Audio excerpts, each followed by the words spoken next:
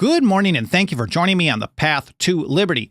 I'm Michael Bolden with the 10th Amendment Center, and this is the Fast Friday edition of the show for September 29th, 2023. And today, I'm talking about four big areas where I think the founders really called it. Now, they certainly weren't right all the time, not even close. I know some people like to say the founders were right or the anti-federalists were right, but these are blanket statements that I absolutely don't agree with. But when they did call it, when they really nailed it, they were so on point that they almost seemed prophetic. And today we're talking about things like consolidation or centralization of power, which goes hand in hand with executive power, factions, and, well, ultimately things ending in despotism and total tyranny. And I want to kick it off with that last one first. Hear from William Grayson in the Virginia Ratifying Convention, June of 1788. He predicted, because he was concerned about centralized power, centralizing tendencies, consolidating tendencies in the proposed Constitution, he was concerned that, well, what happens when you have centralized power? You have tyranny. He said, if ever the government be changed, it will probably be into a despotism. Now, he was saying probably. That was a pretty good prediction, but he wasn't as... well, he really didn't hammer it home as much as Benjamin Franklin did in the Philadelphia Convention. This is what we call Constitution Day, September 17, 1787. He warned that this is likely to be well administered for a course of years and can only end in despotism. And I'm going to get into the context of that a little further here in just a moment. But Franklin understood so many things at the same time. One, first of all, if there are good people in power doing the right thing, well, then you can have liberty. But are you going to rely on this based on human nature? Will there always be good people doing the right thing? Well, that's absurd to think that that would happen. So again, on Constitution Day, on September 17th, 1787, the last day of the Philadelphia Convention, Benjamin Franklin put it this way: there is no form of government but what may be a blessing to the people if well administered. He's recognizing that it doesn't matter what type of system there is if there are good people who love liberty at the top of the power of that system, well, then this is going to be good for the liberty of the people. But you can't trust that that's how it's going to play out. And he went a little further. He said, I believe further that this is likely to be well administered for a course of years and can only end in despotism, as other forms have done before it, when the people shall become so corrupted as to need despotic government, being incapable of any other. And here, again, Franklin is recognizing that when you have good people in power, but you cannot rely on good people always being in power. And ultimately, when they're not in power, it's up to the people to keep things in check. And I covered that in an article in a previous episode on this show, highlighting that famous phrase, a republic, madam, if you can keep it. Franklin also recognized that it would be ultimately up to the people to keep that republic, to keep the government within the bounds of the Constitution. But over time, as he was saying there, if the people become corrupted, then you're going to end in despotism. And he said it can only end in despotism. And today, living under the largest government in history, the history of the world, it looks like Benjamin Franklin really nailed that one. Here's James Madison along these lines, similar. In Federalist number 48, James Madison wrote, a mere demarcation on parchment of the constitutional limits of the several departments is not a sufficient guard against those encroachments which lead to a tyrannical concentration of all the powers of government in the same hands. Federalists and anti-federalists alike recognize that consolidation of power would lead to tyranny. And here's James Madison pointing out that if you are going to rely on words on paper to enforce themselves, you will end up with tyranny. And he's talking about, again, consolidation. And that brings me to the second one that I wanted to talk about. Here's Richard Henry Lee in a letter to Patrick Henry in September of 1789. He said, the most essential danger from the present system arises from its tendency to a consolidated government. Richard Henry Lee was in the Senate at the time, writing to Patrick Henry about proposed amendments, and they were both concerned that even with the proposed Bill of Rights, as it was going through the process, concerned that there was still a tendency towards consolidation instead of a union of confederated states. And Richard Henry Lee went a little further. The history of the world and reason concurs in proving that so extensive a territory as the United States comprehended never was or can be governed in freedom under that former idea, that is consolidation. As long as you have centralized power over a large territory, you will absolutely end in despotism, not freedom. And so he said, hence, standing armies and despotism follows. This is a pretty similar take to what Brutus had to say in his first anti-federalist paper.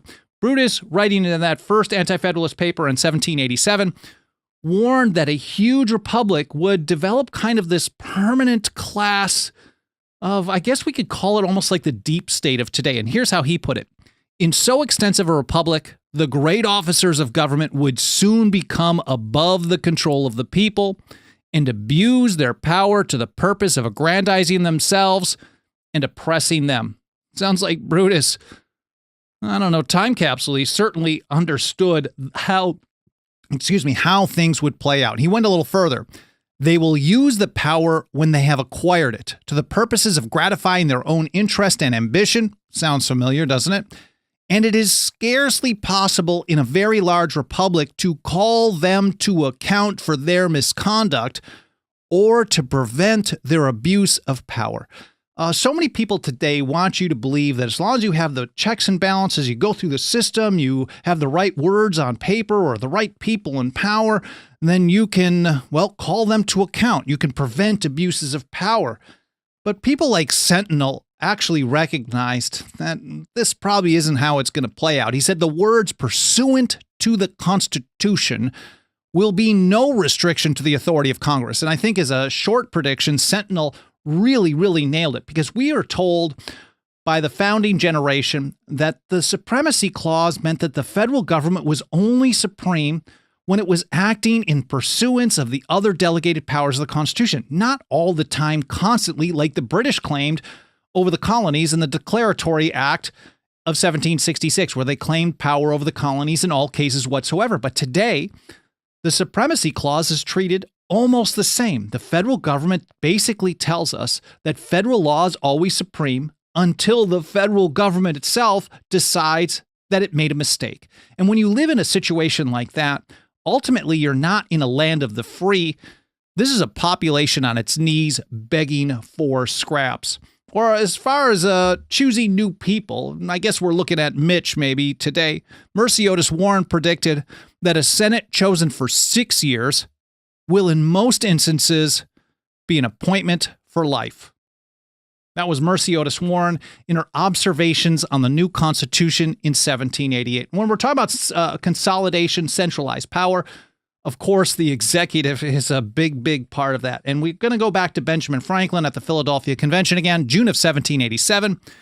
He warned that the executive will be always increasing here as elsewhere till it ends in a monarchy. And it may not be a hereditary monarchy, but it's certainly the executive today has far more power than the executive branches of old that the founders and old revolutionaries lived under. And even if you could argue against that, we certainly have seen the progress of executive power increasing constantly, at least over the last, since the very, very beginning. So Benjamin Franklin warned that the executive branch, executive power would always increase. And it's not much different than on the anti-federalist side, what Patrick Henry had to warn about. He said, if your American chief be a man of ambition and abilities, how easy is it for him to render himself absolute?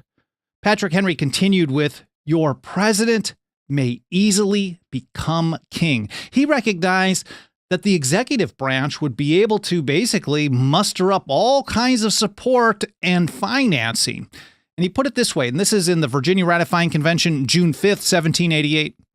He is to be supported in extravagant magnificence, so that the whole of our property may be taken by this American government, by laying what taxes they please, giving themselves what salaries they please, and suspending our laws at their pleasure. And when you're talking about power at their pleasure, laying what taxes they please, this is arbitrary power. It has no limits.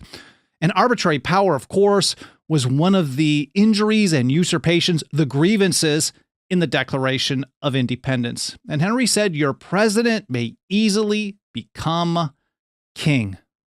And next up, of course, we recognize that the more consolidated the state, at least to the founding generation, the more centralized the power, the bigger the executive, and the more likely that things would all kind of devolve into factions. Faction A versus Faction B. People don't have principles anymore. They just choose a team or a leader, and whatever they do is right or wrong if they support or oppose that person or team. And William Grayson warned about this as well. This is on June 19th, 1788. He said, "But my greatest objection is that it will in its operation be found unequal, grievous, and oppressive.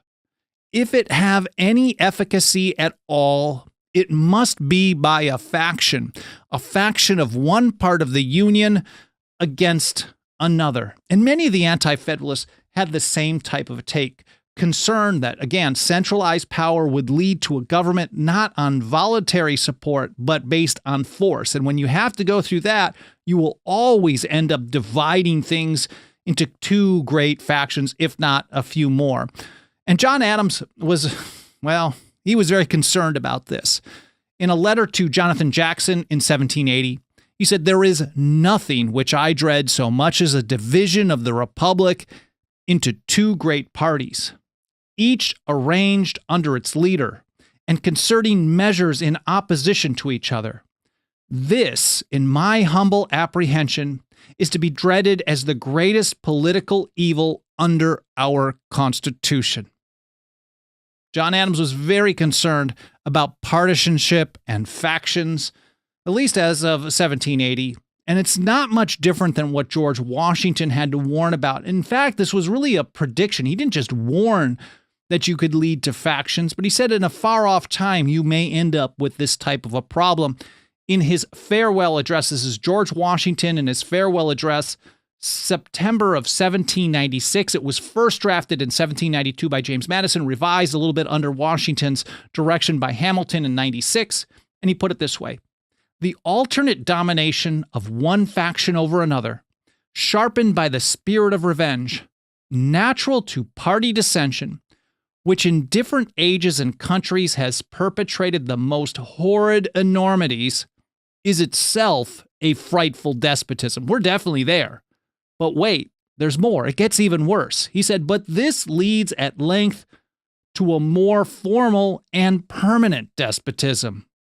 The disorders and miseries which result gradually incline the minds of men to seek security and repose in the absolute power of an individual.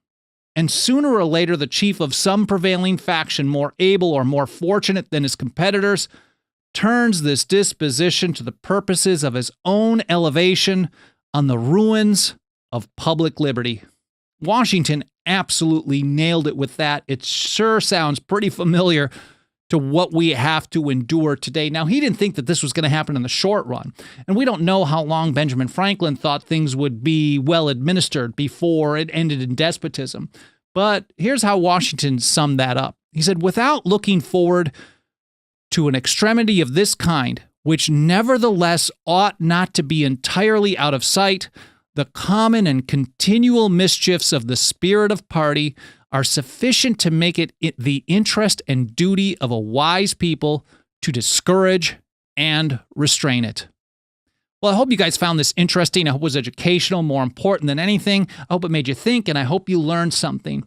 If you support us getting this kind of information out to more and more people, absolutely nothing helps us do this work every single day more than the financial faith and support of our members. You can join us for as little as $2 a month over at 10thamendmentcenter.com/members. We also have lifetime, 5-year, and annual options. Don't feel pressure to join us, but if you're able to, if you got a couple of bucks of that dirty government fiat, please throw it our way. Again, 10thamendmentcenter.com/members. You can also leave reviews on Apple Podcasts, smashing the like button. You can leave comments on whatever platform, share links. All that stuff will help us reach more people. It generally triggers algorithms and tells those platforms to show us to more people. Again, I hope you enjoyed the episode. I really appreciate you spending some of your time with me. I hope you have a great weekend, and I look forward to seeing you next week here on the Path to Liberty.